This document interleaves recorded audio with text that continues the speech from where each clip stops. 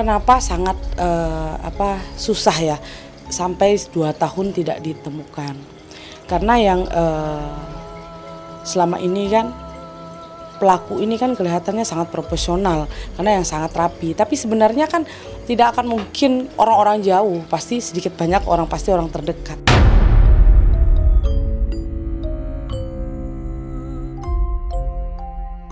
Waktu mulai lagi boomingnya kasus ini ya, saya sempat melihat bahwa memang orang terdekat dari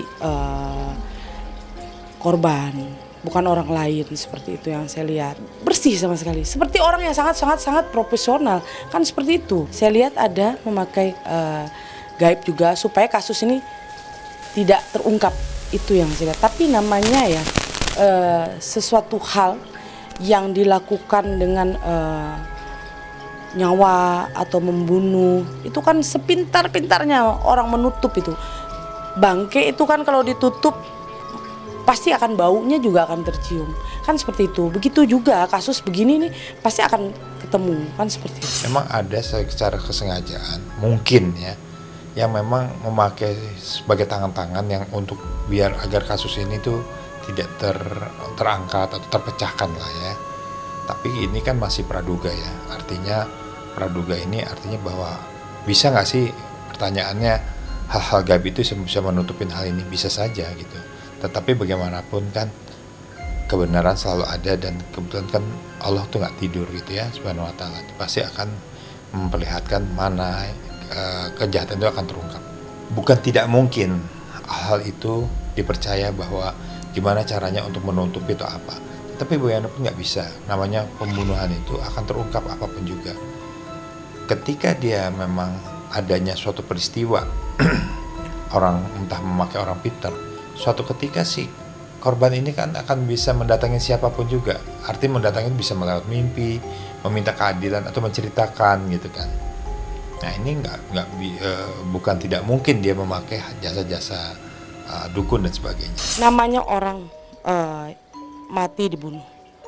Jadi jawaban saya pasti roh ini pasti akan selalu menghantui pelaku-pelaku ini.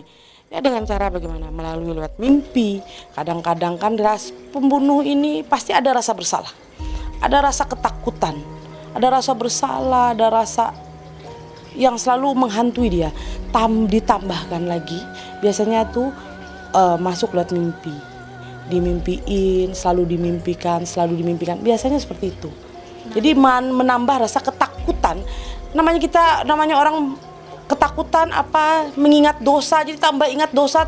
Makanya dia akan berani mengakui, kan seperti itu. Yang saya lihat tuh dihantui rasa bersalah, rasa ketakutan, selalu mengingat dosa. Itu yang saya lihat. Jadi rasa ketakutan itu yang selalu ada dan sering dimimpi. Sering dilewatin lewat mimpi, itu yang saya lihat. Kalau menurut saya dia merasa ada perasaan bersalah gitu ya, dan tidak mau dia secara jiwanya dia terganggu. Artinya keganggu tuh ada rasa yang tidak ada, yang merasa ada keadilan gitu, bahwa kasihan sekali si korban ini dengan waktu yang cukup lama tidak terungkap, sehingga disitulah hati nurani. Bisa saja memang si tersangka ini pernah dimimpiin atau apa gitu ya, itu bisa saja. Tetapi yang paling pertama adalah dia ingin agar ini diungkap dengan hati yang bukan dipaksa dan dengan keikhlasan diri, akhirnya mengungkap peristiwa pembunuhan yang memang menurut saya keji ya, gitu. Oke, karakter orangnya kan kalau kita melihat, apalagi orang ya yang melakukan hal ini, apalagi dia otak pelakunya, selalu menutupi sesuatu hal itu, menutupi supaya kelihatan dia agak sedikit merasa belasungkawa sangat luar biasa. Setelah itu kita bisa melihat dari mimik dia sebenarnya. Setelah itu gerak-gerik juga berbeda sih. Biasanya seperti itu. Kalau menurut pendapat saya gini, dari aspek psikologi ini orang termasuk sudah psikopat. Kenapa? Psikopat itu kan sesuatu yang ketika dia membunuh korban itu tanpa ada hati. Entah yang dihadapin istri, anak, suami, entah apapun. Atau dia menjadi kayak kemasukan gitu lah bahasanya. Terus tiba-tiba dia jadi lupa diri gitu. Nah hal seperti ini sih sebenarnya memang di dalam ilmu psikolog itu ada gitu. Nah, jadi orang namanya membunuh itu kan pasti kemasukan setan gitu bahasanya kan. Pasti ada suatu perencanaan atau apa gitu ya. Kita kan harus lihat. Tetapi yang paling bahaya itu ketika gayanya seorang silent killer atau pembunuh berdarah dingin yang seakan-akan kayak nggak ada apa-apa tetapi dia membunuh. Itu yang berbahaya. Itu menurut saya, pendapat saya itu termasuk psikopat. Kepolisian sih untuk mengungkap ini kan secara profesional ya, sangat hati-hati sekali. Karena tadi saya bilang itu tidak gampang untuk mengungkap suatu peristiwa pembunuhan dengan disertai bukan minimnya barang bukti, tetapi hasil daripada alat-alat bukti ini harus kuat gitu ya. Dan saksi, ahli, baik forensik dan sebagainya itu harus memang menentukan bahwa korban ini seperti apa. Kan ini seakan-akan dibentuk bahwa ini ada korban perampokan, korban pembunuhan, bahkan si tersangka ini membuat suatu alibi atau cerita. Mungkin ada percekcokan antara mereka, yang saya lihat seperti itu, yaitu ada tersinggung, seseorang yang perempuan ada rasa tersinggung dan dia menceritakan kepada seorang laki-laki ini. Jadi laki-laki ini yang membuat mengatur strategi ini. Masalah keluarga, makanya saya bilang tadi mereka ada percekcokan antara satu perempuan ini bercekcok dengan satu perempuan. Yang satu ini menceritakan kepada yang laki-laki ini bahwa mungkin ada permasalahan yang agak sedikit membuat tersinggung. Kalau jawaban saya direncanakan, karena rapi, sangat rapi. Kalau orang tidak merencanakan itu dia tidak akan rapi. Tapi ini sangat rapi, sampai 2 tahun. Berarti ini udah direncanakan sangat-sangat luar biasa lamanya merencanakan ini. Karena kalau orang seandainya orang panas, panik, bunuh orang langsung, pasti akan ada jejaknya, pasti tidak akan sempat berpikir untuk seperti ini, seperti itu kan pasti tidak akan terpikirkan seperti itu.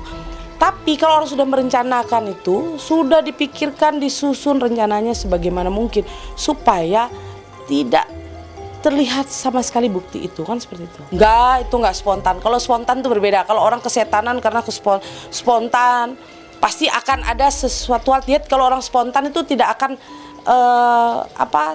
tidak peduli ada orang lain atau ada apa di tengah orang banyak, dia pasti akan. Dan dia kalau udah kesetanan, dia nggak kepikiran lagi mau bersih ini mau bersih itu, sedikit banyak dia akan lari.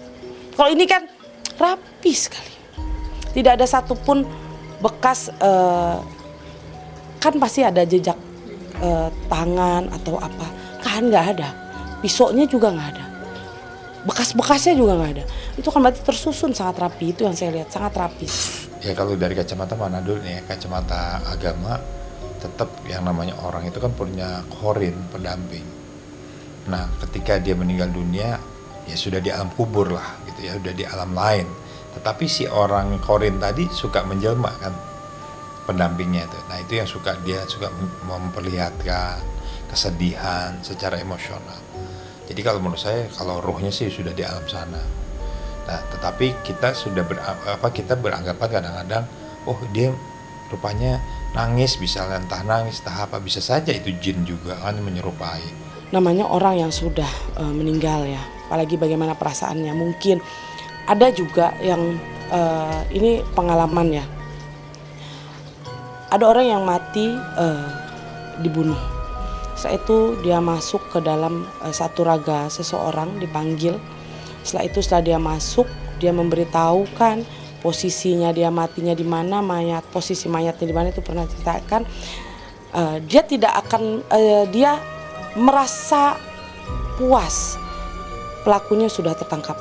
Pasti seperti itu juga yang terjadi di Subang ini, pasti seperti ini. Jadi jawaban saya pasti yang orang yang sudah meninggal ini pasti merasa puas. Kenapa? Karena pelakunya sudah ditemukan. Ya, setidak-tidaknya bahwa ada suatu keadilan di dalam hidupnya. Jadi pada saat ketika orang yang sudah meninggal kan nggak bisa masuk ke alam kita kan, tapi bukan nggak bisa melihat, tapi bisa melihat. Tapi ketika dia masih melihat kan dia sedih gitu kan, dia minta sama Tuhan, sama Allah Subhanahu Wa Taala. Nah akhirnya diperlihatkanlah bahwa peristiwa yang benar seperti apa. Dan sekarang dia merasa bahwa tenang artinya oh ya inilah fakta yang benar.